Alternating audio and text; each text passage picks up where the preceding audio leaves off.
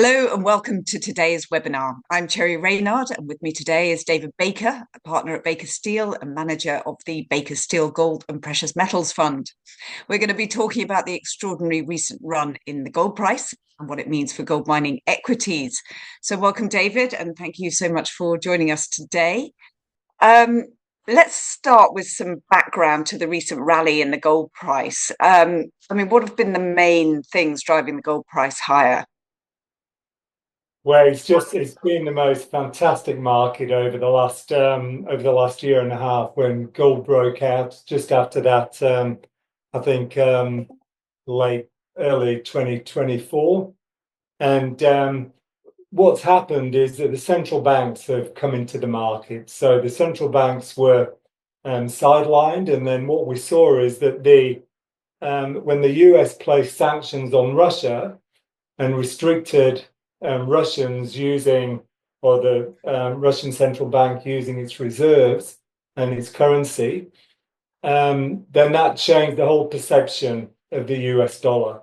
And then a lot of the other players in the market, a lot of the other central banks, realized that then they, shouldn't rely on always being friends with the US. And we're seeing at the moment with Donald Trump, some people are in, some people are out, and they just got very nervous, so they thought that basically if they held dollars and then the US decided it didn't want them to have those dollars, it would change, would restrict them. So then they started looking for an independent asset, and that asset has been gold. So they've been acquiring gold and acquiring about a quarter of annual production. So that's been the sea change in the market. What happened also is that that initial increase in the buying was hidden because we saw interest rates starting to rise, and a lot of the Western investors started dishoarding their ETFs. So they dishoarded about 1,200 tons over a couple of years. And so we didn't start seeing this the influence of this central bank buying. And in the last year and a half, it's really, really taking off. Now we're starting to see a bit of buying by the Westerners are starting to come on. But say we lost 1,200 tons, now they've bought maybe 200 tons back. So that's where we're basically at the moment. So that's one reason that that started this gold price rise. And then with Trump and his tariffs, that basically what we saw is that the market's basically a physical market in London, and in New York, basically traders buy the physical and then short the futures. So they balance their book and they do an arbitrage. And with the tariff, they thought there was a risk that basically if they put a tariff on precious metals, then basically they're going to get caught because the gold's in London and they're going to have to deliver that in America through their short position. So then they started repatriating gold, and so they've started converting, moving gold from London to the US. And there's rumours it's up to something like 2,000 tons. So that's quite significant in a market of about 4,000 tons a year. So the market's very fluid. And then we're starting to hear rumours that gold's going to get revalued. I don't know if you've seen the headlines that gold in the US on the US balance sheet sits there at about $42 an ounce. And clearly the gold price is just under $3,000 an ounce. And the feeling is, and this is what's happened a couple of times in history, that gold has been revalued, and the Treasury then takes the difference between the 42 and the current price, and that helps their balance sheet, and then they can basically borrow a bit of money. The only question with that is that, if America revalues their gold to $3,000 an ounce, that gives them a cash injection or a change in the asset side of about $800 billion. On when 36 billion or trillion underwater, 800 billion doesn't even pay 1 year's interest. So that gives you some idea of arguably just how cheap gold is. And it's inevitable, I think, that gold is going to get revalued. If maybe it's just the central banks carry on buying it, or maybe one day we wake up and they've revalued gold and they say this is now going to be the gold price. But I think it's inevitable because the central banks have built up so many liabilities on their balance sheets and they've got so much debt. Somehow they're going to have to devalue that debt, if that makes sense. So it's just a fascinating market. And, with Trump in the White House, people are saying, well, anything can happen. They're going to launch, one rumor is they're going to launch 50-year treasury bonds and back those with gold. And that then brings gold back into the financial sphere a bit more. So I think it's who knows what's going to happen. I can't say I know all the answers, and there's gold flying around a bit, and but I think it's definitely coming back into the financial market.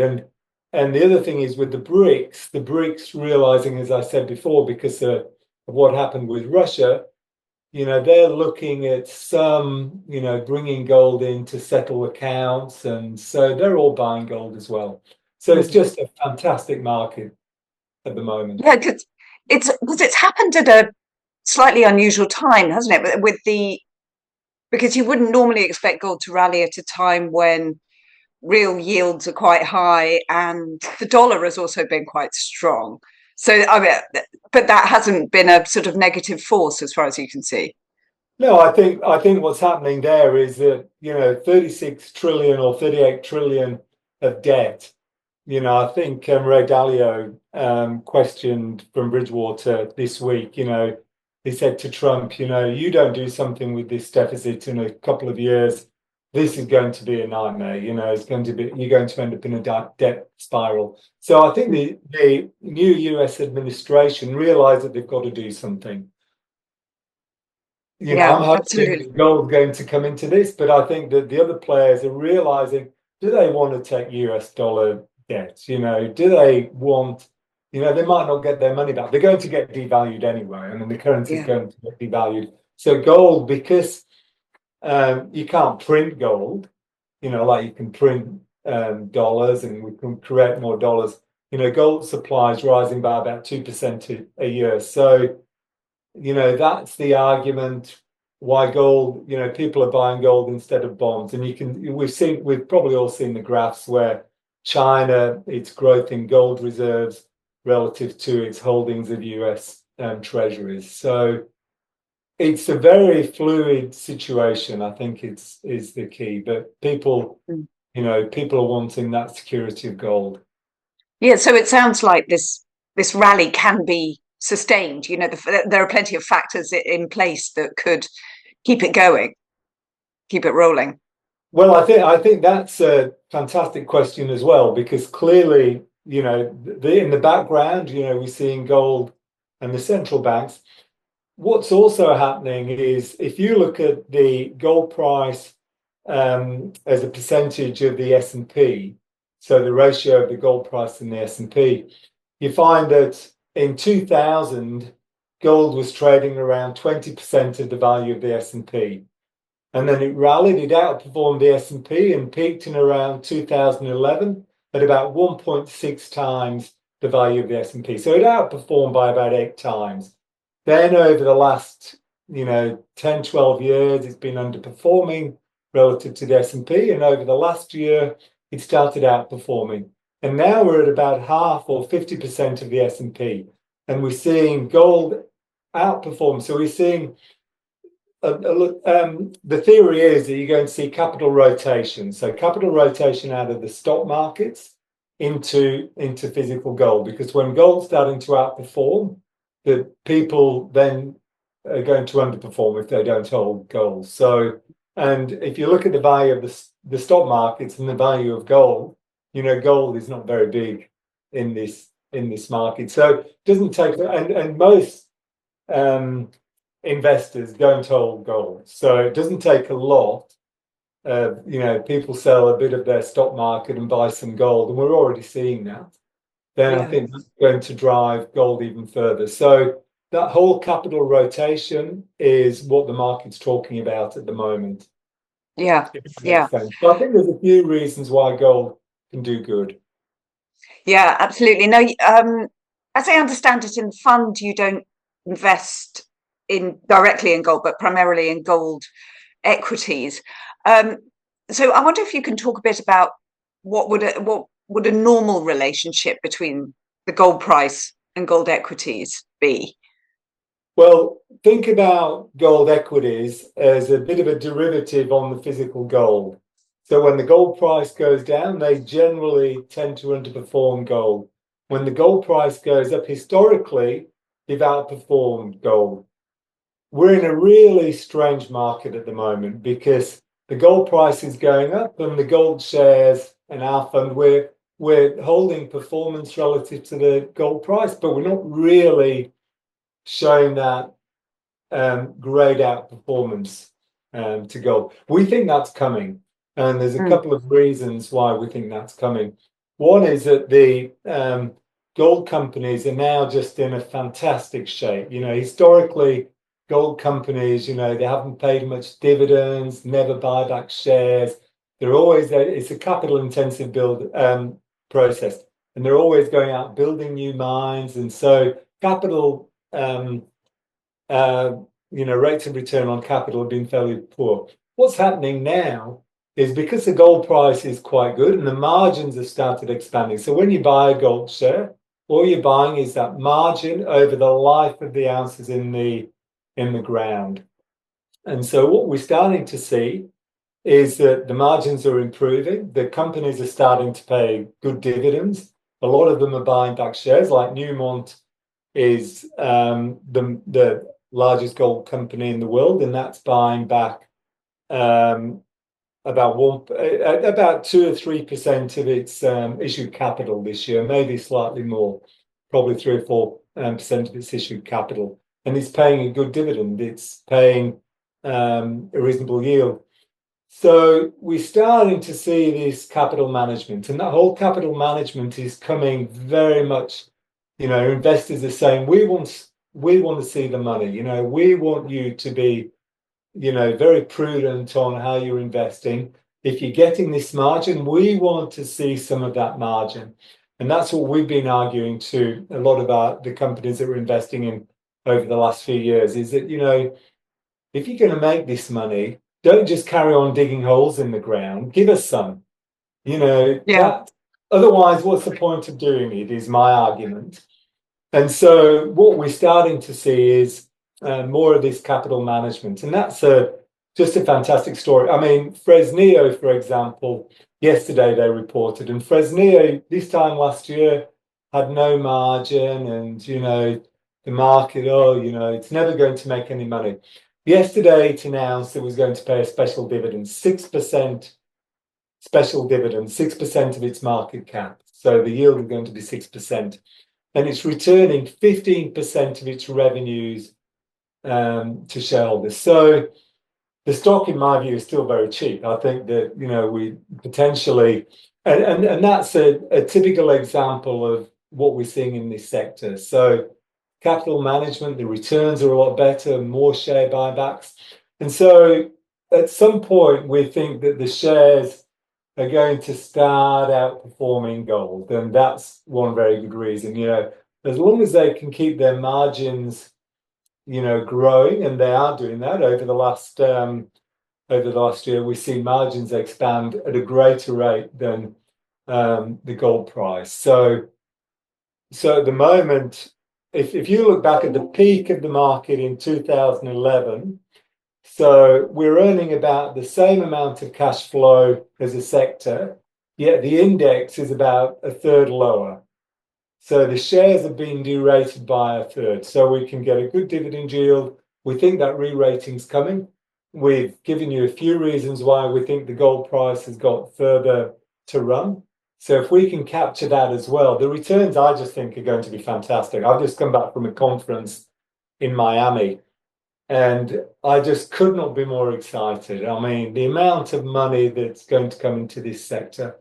Now, what's happening in this with the shares being derated is that if you look at the main share ETF, which is the GDX, they've been basically getting redemptions, and so they've lost about I think it's about $3.5 billion, about 90 million shares. So, which is nearly probably about 20% of their issued capital has been redeemed. So what you're seeing is that the people have been redeeming this ETF, yet the shares are still been going up. So if we start at some point that the gold shares break out relative to the S&P, and that's a real, people are looking at these capital rotations. So we've discussed gold outperforming the S&P itself. If gold shares can break out relative to the S&P, then we think we'll start seeing flows into this ETF, and that potentially will squeeze the market higher. So it's a very exciting story. I mean, these shares cheap, and there's going to be plenty of buyers. You know, if the companies are buying back, and then you get this external buyer as well, that's going to be very exciting. Is this mostly a large cap story, or are you also investing in sort of further down the capitalization scale in sort of smaller mid caps, or is that not where the interest is at the moment? There's very little interest in the junior end of the market. Where we're focusing is that large to mid cap. So we have a fund that we have daily liquidity, and we have, you know, fairly strict rules on basically meeting those liquidity requirements. And so that we're always monitoring our liquidity. If you start going down into smaller companies, then the liquidity can become an issue.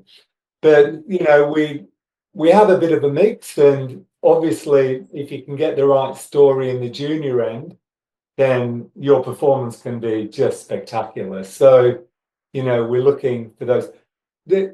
You know, what we're playing as well as gold, we're playing silver. Now, my view is the silver market is just fantastic at the moment. I mean, it just looks outstanding.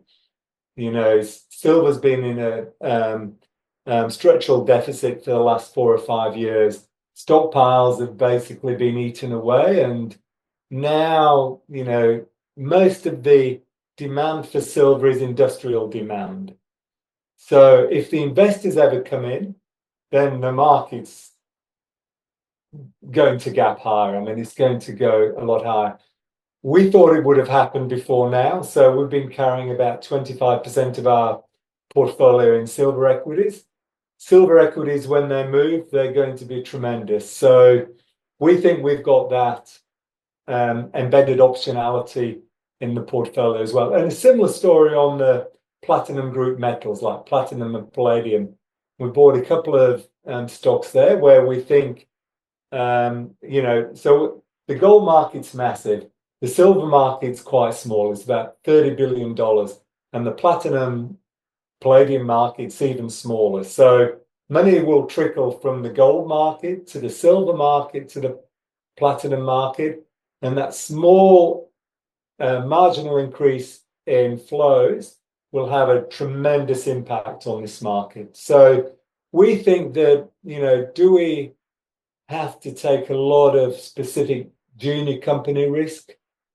We don't do that. So we run a fairly concentrated portfolio of around 30 or 40 positions. So that's how we're structured. But what a fantastic market this is going to be. So we're still in the foothills. Most people aren't invested.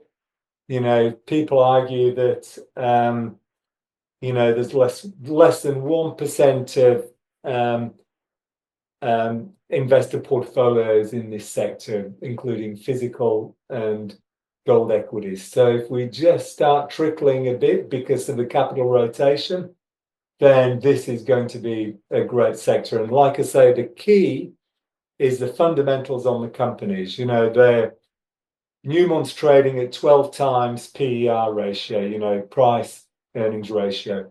The general market's probably 26 times. So you can buy companies which used to trade at 30, 40 times PE for 12 times with a good dividend yield with the company buying back shares. It's like, well, but they're giving them away, you know, but that will change. And we're starting to see the green shoots of that change, if that makes sense. So the green shoots, like as markets have been sort of very disrupted since the start of the year, and you've had that sort of technology trade um, depreciating, you have sort of seen evidence that this could happen. Yeah, that's that capital rotation. So, Yeah. you know, we're starting to see a bit of capital rotation, and that's underpinned by the central bank buying, and basically not India, China are buying. You know, now we're seeing the Chinese insurance companies have been given the green light to buy gold. Everyone's worried about Trump and, you know, what Trump's going to do. So it's like, you know, Yeah. then there's the story on maybe do they revalue gold? So it's interesting. You know, I think it's so our recommendation to clients would be have some gold in your portfolio, because if it starts outperforming, as we said, between 2000 and 2011, gold outperformed the S&P by 8 times. So we've just started, you know, we haven't even doubled relative to the S&P from the lows yet. So we think that it's a bit of a hedge, it's a bit of an insurance, and the gold equities are a bit of a derivative of that. Now, we think we're being paid to hold that derivative because the companies are returning capital and they're buying back shares. So that's what makes those interesting. So we'd argue buy some physical, get some physical exposure, but have a bit of, you know, fun in a fund like ours, you know, the Baker Steel fund, because when that starts moving and the money starts flowing into that, it really, I've been in this sector many, many years. And if someone had just said gold was going to be $3,000 or just under $3,000 an ounce and there'd be no interest, I'd have said, well, I don't understand that.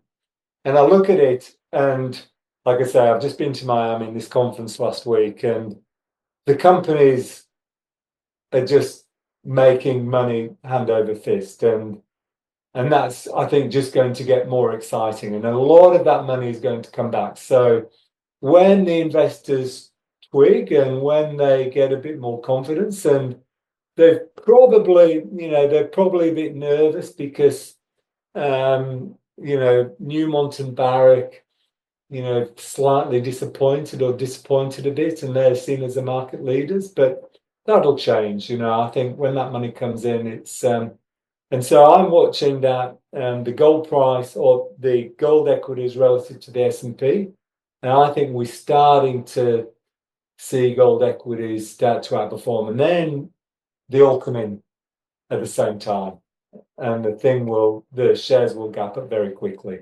So it's best to be, you know, have a bit now, you know, while we're waiting for these things to happen. Absolutely. I just wonder if we could kind of wrap up by talking a little bit about what you look for in mining companies. You know, good balance sheet, strong management, all that sort of thing. I think it depends a lot on, you know, I like some companies which, you know, clearly you want good management. Some companies which have a good margin and paying money out. Some companies which are just starting to get that margin but haven't started paying it out yet.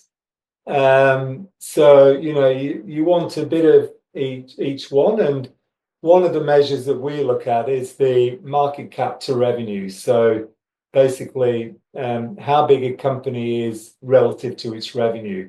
So if you can buy a company at the moment, the sector's probably trading at around 2.5 times. I think the sector finishes around 7 times, and it probably started around 1 time. So I kind of see that type of thing. So we buy a few companies which are arguably slightly higher risk, but potentially have got that real kicker, because if you get that increase in the margin, then they can turn around well. And, so that's the,